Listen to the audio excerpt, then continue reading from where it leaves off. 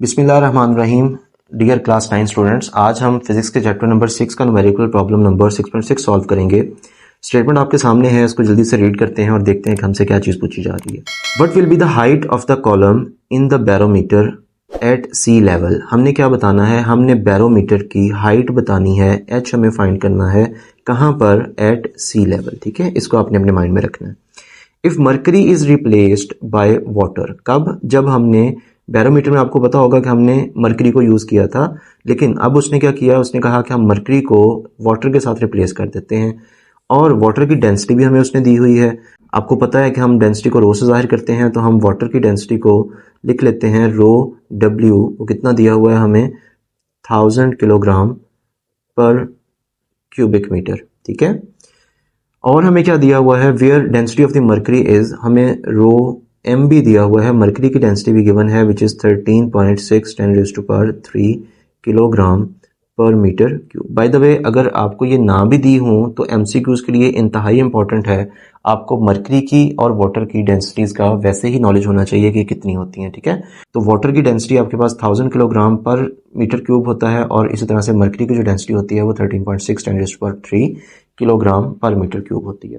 आपने प्रेशर पढ़ा था कि लिक्विड के ऊपर जो प्रेशर एक्सर्ट होता है उसका फॉर्मूला क्या था, P is equal to rho g h. ठीक है, अगर आप भूल गए हैं तो मैं आपको आपकी बुक में दिखा देता हूं कि हमने ये फॉर्मूला किस जगह पे पढ़ा था। आप अगर अपनी बुक का पेज नंबर 136 ओपन करें तो यहां पर आपको ये फॉर्मूला नजर आ जाएगा। ये आपके पास लिखा हुआ है P is equal to rho g h. यहीं पर इसी पेज के ऊपर अगर आप थोड़ा सा ऊपर आए तो एक और लाइन मेंशन है जो कि काफी इंपॉर्टेंट है। At sea level, the value of atmospheric pressure is about 1.013 10⁵ pascal. इसकी हमें भी ज़रूरत पड़ेगी, ठीक है, लेकिन आपने ये भी एमसीक्यूज़ के लिए इंपॉर्टेंट है, आप इसको याद कर सकते हैं, आपने याद करना है बल्कि कि सी लेवल के ऊपर जो प्रेशर है उसकी क्या वैल्यू होती है। ठीक है, अब आते हैं वापस अपने क्वेश्चन के ऊपर। अब ज़रा गौर से देखना है आपने। मुझे ये बताएं कि बैरोमीटर में मैं अगर वाटर यूज़ कर रहा हूँ या मर्करी यूज़ कर रहा हूँ तो क्या उन दोनों की वजह से एटमॉस्फेरिक प्रेशर पे कोई फर्क पड़ेगा? डेफिनेटली जो सी लेवल पे एटमॉस्फेरिक प्रेशर है वो उतना ही रहना है जितना हमने अभी पढ़ा है, 1.013 10⁵ पास्कल होता है। ठीक है, तो इसका मतलब क्या है, इसका मतलब है कि प्रेशर तो सेम रहेगा। एक सिनेरियो इसका ये है कि हमने चूंकि बुक में पढ़ लिया कि सी लेवल पे प्रेशर कितना होता है, मैं डायरेक्टली लिख लूं कि सी लेवल पे प्रेशर कितना होता है और उसको यूज कर लूं, लेकिन हम वो नहीं करेंगे। क्यों नहीं करेंगे? क्योंकि यहां पर अगर आप स्टेटमेंट में देखें तो हमें उसने मर्करी की डेंसिटी दी हुई है। इसका ये मतलब है कि वो हमसे डिमांड कर रहा है कि हम उसको खुद कैलकुलेट करें कि सी लेवल पे प्रेशर कितना होता है।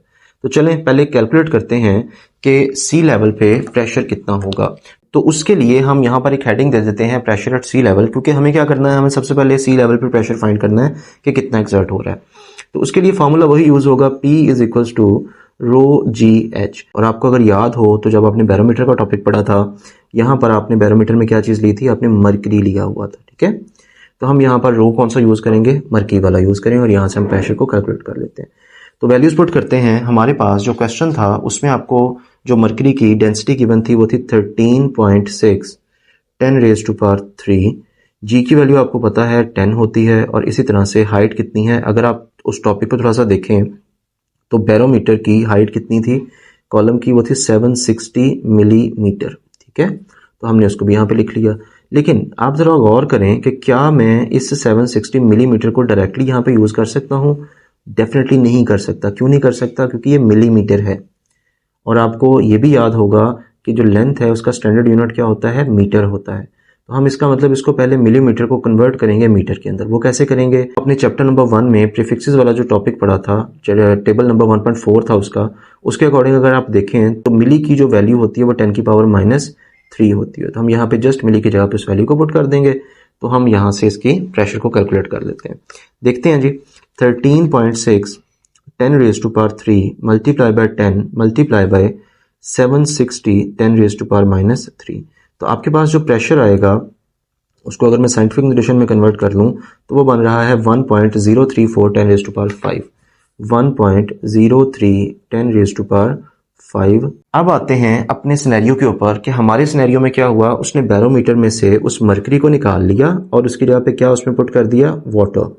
तो वाटर की डेंसिटी हमें उसमें दी हुई है। अगेन हमें उस बैरोमीटर के कॉलम की हाइट को फाइंड करना है, सेम फॉर्मूला यूज होगा, P is equals to rho g h. अब रो कौन सा यूज होगा, वाटर वाला यूज होगा। क्यों वाटर वाला यूज होगा, क्योंकि हमने बैरोमीटर में वाटर को ऐड कर दिया है। और प्रेशर हम यहाँ पे कौन सा लेंगे, यही वाला जो हमने कैलकुलेट किया है, क्योंकि सी लेवल पर प्रेशर तो सेम रहेगा। उसको तो नहीं पता कि आपने बैरोमीटर में वाटर ऐड किया हुआ है या आपने बैरोमीटर में मरकरी को ऐड किया है। डेफिनेटली उससे फ़र्क पड़ेगा, उसके कॉलम की हाइट के ऊपर फ़र्क आएगा, लेकिन प्रेशर सेम रहेगा। तो हम इसको यूज़ करते हैं 1.03 × 10⁵ ये जो प्रेशर हमने कैलकुलेट किया, और हमें क्वेश्चन में जो वाटर था उसकी डेंसिटी दी हुई थी 1000, और जी की वैल्यू आपको पता है, और एच वैसे साथ आ जाएगा। तो 1.03 10⁵ 1000 को अगर हम 10 से मल्टीप्लाई करें तो ये 10,000 आ जाता है, और साथ h है। हमें तो h चाहिए, तो हम h को एक साइड पे रख लेते हैं और 1.03 10⁵ को डिवाइड कर देते हैं 10,000 के साथ। ठीक है, तो कैलकुलेटर लेते हैं और इसको ज़रा सॉल्व करके देखते हैं कि आपका आंसर क्या आएगा।